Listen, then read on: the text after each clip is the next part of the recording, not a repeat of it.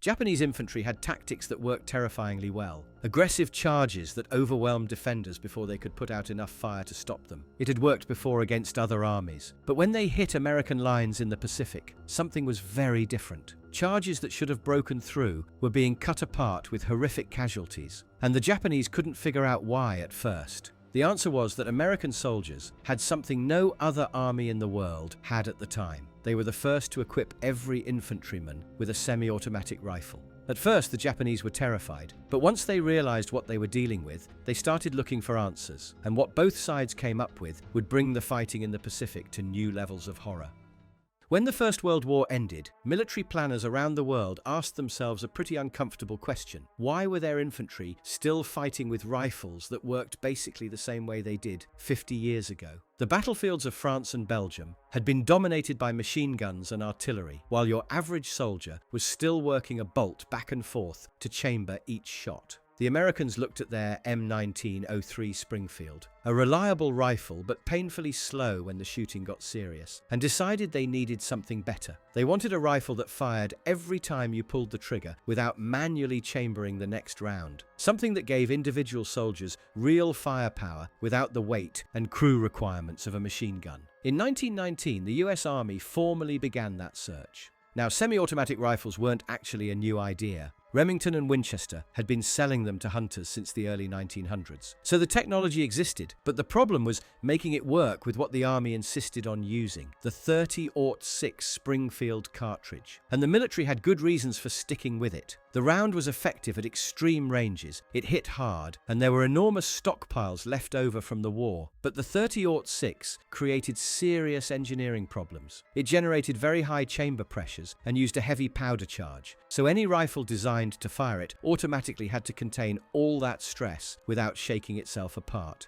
Commercial semi-autos of the era weren't built for that. They fired weaker cartridges meant for hunting at shorter ranges. And whenever someone tried to design a semi-automatic strong enough for a full-power military round, it ended up too heavy for infantry use. The French had already tried during the war itself with the RSC 1917 rifle. They made about 86,000 of them, but the thing was heavy, too long, and its gas system fouled so quickly it often jammed after just 100 rounds. French soldiers hated it so much that large numbers were converted back to bolt action by blocking the gas system entirely. So by the early 20s, the consensus was that a reliable semi-automatic firing a full-power cartridge was basically impossible. Then John Garand showed up at Springfield Armory in 1919 and took a different approach. His breakthrough was a gas-operated system specifically engineered for the stresses of a powerful cartridge. When you fired, a small portion of propellant gases diverted through a port into a cylinder beneath the barrel. These gases pushed a piston connected to an operating rod, which cycled the bolt rearward, ejected the spent case, and chambered a fresh round. Because the system distributed the energy in a controlled way, it avoided overstressing any single component. This solved the problem that had defeated everyone else.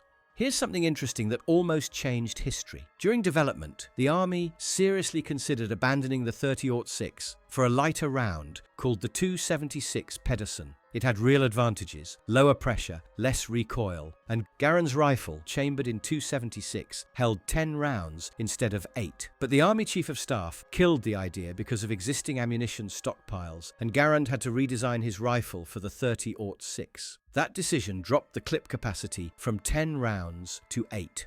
After more testing and refinement, the rifle was formally adopted on January 9, 1936, as the US rifle Caliber 30 M1. The first time any major military power standardized a semi-automatic rifle as its primary infantry weapon. Now, there's actually some debate about how to pronounce the rifle's name. It should be called Garand after the designer, but for some reason a lot of people started calling it the Grand. We're going with Garand here before someone starts throwing stones at us in the comments. So what made this rifle so special? Well, a lot of it came down to deliberate design choices. One of the most distinctive was the N-block clip feeding system. Senior officers specifically rejected detachable box magazines because they believed soldiers would lose them in the field, and they worried an open magazine well would let dirt into the action and cause jams. So Garand designed the rifle with a fixed internal magazine fed by a stamped steel N-block clip. Basically a U-shaped piece of metal holding 8 cartridges stacked vertically. To load, you locked the bolt open, inserted a clip from the top, and pressed it down until it seated. Then you pulled the bolt back slightly, released it, and the bolt snapped forward to chamber the first round. As you fired, the bolt cycled automatically after each shot, and when you fired that last round, the clip was automatically ejected upward with that distinctive metallic ping, and the bolt locked open to show you the rifle was empty and ready for a fresh clip.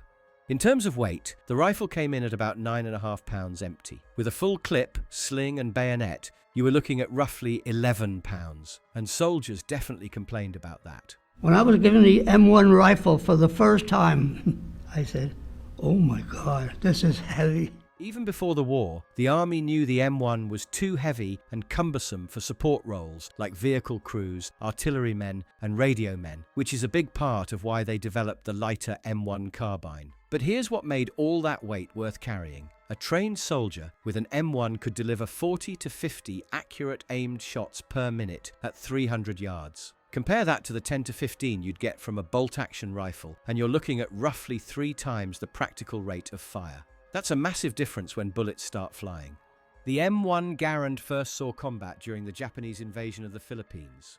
And this is where the rifle's reputation really began. Captured Japanese soldiers reportedly asked American interrogators how the United States could afford to arm every single infantryman with a machine gun. That's what they thought they were facing. The volume of fire from M1 rifles was so sustained that Japanese troops genuinely believed they were up against automatic weapons, not semi-automatic rifles in the hands of individual soldiers. Reports to the War Department stated that the Garand operated without mechanical defects under combat conditions and didn't suffer stoppages from dust or dirt, even when used in foxholes. Some rifles stayed in near constant action for up to a week without cleaning. But before we get into what the Japanese actually did once they got their hands on captured M1s, and how their infantry tactics that had worked terrifyingly well before suddenly stopped working when every American soldier could put out 3 times the fire of a bolt-action rifleman, let's clear up a few more things about this rifle and its quirks. Despite having adequate supplies of .30-06 ammunition in the Philippines, American forces faced a serious shortage of 8-round en-bloc clips. Each rifleman carried about 160 rounds, but there weren't enough clips to load them all, so soldiers had to strip cartridges from 5-round Springfield stripper clips and reload them into Garand clips, 1 round at a time, by hand, often while taking fire. It was a logistical failure that made a difficult situation even worse. But once the supply issues were sorted out and the M1 could be used as intended, the results spoke for themselves. Now, the rifle did have some quirks that soldiers had to work around. The most infamous was Garand thumb, where the bolt could snap forward and catch your thumb if you loaded incorrectly. The bolt moved with enough force to cause real injuries. It wasn't particularly common in actual combat, but it happened often enough in training to become legendary, and soldiers learned the correct technique quickly, either through instruction or through a very painful lesson they only needed once. Then there was the problem of topping off. Once you'd fired a few rounds from your clip, you couldn't easily add more. Let's say you fired 4 or 5 shots during an engagement, took cover, and now wanted to move forward with a full load ready. With the M1, it was difficult to even tell how many rounds you had left, and adding cartridges to a partially loaded clip wasn't simple at all. Your options were to manually eject the clip and lose whatever rounds remained, or fire them off to empty the rifle before reloading, which wasted ammo and gave away your position. Techniques existed for single loading rounds into a half-empty clip, but they required 2 hands, took time, and were basically impractical when someone was shooting at you. And then there's the famous ping. You've probably heard the myth that enemy soldiers listened for that metallic sound of the clip ejecting, recognized it as the moment an American was empty, and rushed him during the reload.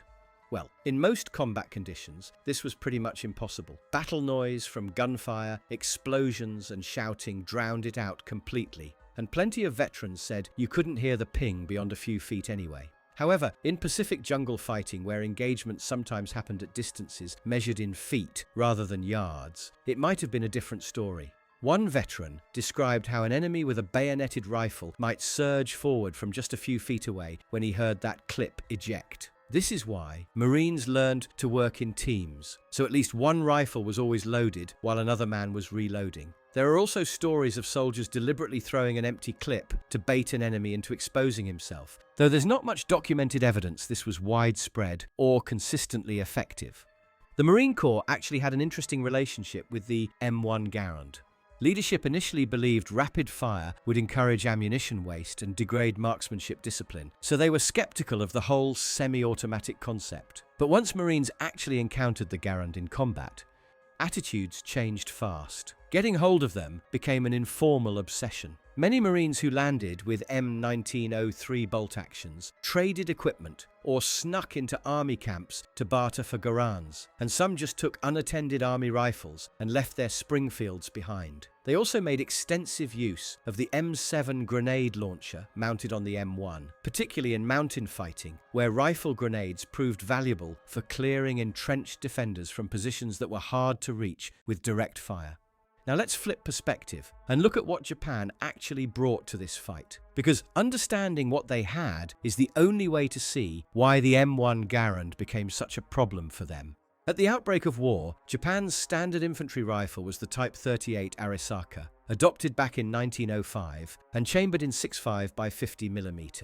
At about 50 inches long, it was one of the longest military rifles of the entire war. The round produced almost no recoil, which made it suitable for less experienced soldiers.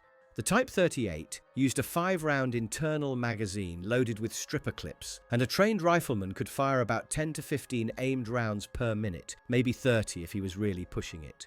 But then, combat experience in China during the 1930s started revealing some limitations with that 6.5mm round. Japanese commanders noticed it was being outperformed by the 7.7mm ammunition in their own Type 92 heavy machine gun, and also by the 7.92 Mauser cartridges the Chinese nationalists were using against them. The heavier bullets offered better range, better penetration, and more stopping power, and they worked much better with specialized ammunition like incendiary, armor-piercing, and tracer rounds. So in 1939, the Type 99 Arisaka entered service, chambered in 7.7 by 58mm. It was shorter and more compact than the Type 38, which made it easier to handle, and the new cartridge delivered about 18% more muzzle energy. The Type 99 actually had some genuinely clever features too.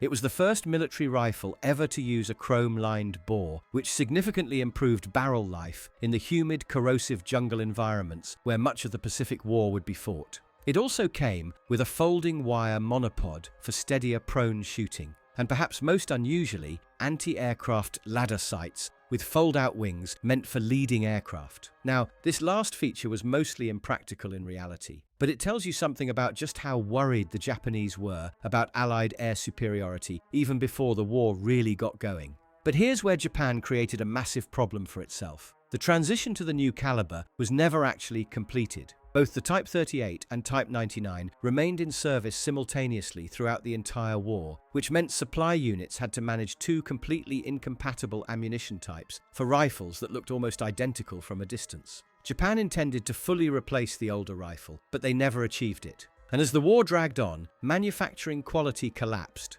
Late war rifles from 1944 and 1945 used lower-grade steel, dropped features like the chrome lining, and showed rough finishes and crude welding. You could see Japan losing the war just by looking at the rifles they were producing. But the disparity between American and Japanese infantry went much deeper than just the rifles, because Japanese doctrine was built around an entirely different philosophy. They called it Seishin Kyoiku, which translates to spiritual education. It was developed as a sort of modern interpretation of the old Bushido warrior code. And the basic idea was that superior willpower, proper training, and mental toughness could overcome material disadvantages on the battlefield. Japanese commanders had drawn this conclusion largely from their experience in the Russo-Japanese War of 1904 to 1905, where Japanese forces had defeated a larger and better equipped Russian army through aggressive tactics and what they saw as superior fighting spirit. So this philosophy became baked into how Japanese infantry actually fought. Their doctrine explicitly held that the ultimate culmination of infantry combat wasn't firepower at all, it was the bayonet charge. Their entire training system was built around this idea. Bayonet drills were intensive and psychologically focused, designed to make soldiers aggressive and willing to close with the enemy no matter what. And this is actually why the Type 38 rifle was so long in the first place. When you added the 16-inch Type 30 bayonet to that 50-inch rifle, you got a weapon that gave Japanese soldiers significant reach advantage in hand-to-hand fighting. The whole system was optimized for getting close and finishing the fight by hand. And this approach had actually worked pretty well in China during the 1930s. When you're fighting an opponent armed mainly with bolt-action rifles, a determined bayonet charge really can overwhelm defenders before they can put out enough fire to stop you. You take casualties on the way in, but you break through and win. American forces equipped with M1 Garands, Browning automatic rifles and machine guns. It was a completely different situation. The volume of fire that American infantry could generate simply shredded these attacks before Japanese soldiers could close the distance. The charges that had worked in China turned into slaughter in the Pacific. Japanese infantry squads were also organized very differently than American ones. Their whole structure centered on the light machine gun as the primary source of firepower. Riflemen existed mainly to support, protect, and keep ammunition flowing to the machine gun team. They carried extra rounds, they provided security, and they served as replacements when machine gunners got hit. All the squad's killing power was concentrated in that one weapon rather than spread out among individual soldiers. American doctrine worked the opposite way. A typical US Army squad had 12 men, including a squad leader, 10 riflemen all armed with M1 Garands, and 1 automatic rifleman carrying a BAR. Firepower was distributed across the entire unit. Every single rifleman was a serious threat, capable of putting out sustained, aimed fire on his own. There was no single point of failure that would cripple the squad's firepower if it got knocked out. To try to work around the American firepower advantage, Japanese doctrine leaned heavily on night infiltration tactics. Night attacks, small groups of infiltrators, and harassing fire were used to exploit reduced visibility and the psychological stress that darkness created. But this was a workaround, a way to cope with a problem they couldn't actually solve head-on. And the Japanese knew they had a problem. So in late 1943, the Imperial Japanese Navy revived its semi-automatic rifle program with the goal of equipping their Rikusentai forces, basically naval infantry and marine paratroopers. What they decided to do was copy the M1 Garand directly. And they actually had access to the real thing, because after occupying Manila in 1942, Japanese forces had found warehouses full of M1 rifles that had been left behind after the surrender at Bataan. Some of this captured Garands were shipped back to Japan and stored at Yokosuka. In early 1944, engineers took 10 of these rifles and modified them to fire 7.7 by 58mm Arisaka ammunition for testing. The results were encouraging enough that they decided to proceed with full reverse engineering. The project was set up at the Washino Kikai Company with the intent of mass production, and the rifle they developed was designated the Type 4, but serious technical problems emerged almost immediately. The Japanese first tried a straightforward conversion of captured M1s to 7.7mm, and while the Garand could chamber and fire the Arisaka round, the standard 8-round N-block clip system just wouldn't feed reliably with the different cartridge dimensions. So the Type 4 ended up using a fixed 10-round internal magazine fed by 2 5-round stripper clips instead, eliminating the N-block system entirely. But there was a more fundamental issue they couldn't solve no matter what they tried. The 7.7mm cartridge produced less recoil than the 30-06, and this reduced impulse meant the bolt wasn't being pushed back hard enough to reliably complete the full cycle. The action would short stroke, failing to fully eject spent cases or properly chamber the next round. Prototype testing revealed persistent problems with parts breakage, jamming, and feeding failures. Engineer after engineer at the Washino factory tried to fix the cycling issues, and none of them succeeded.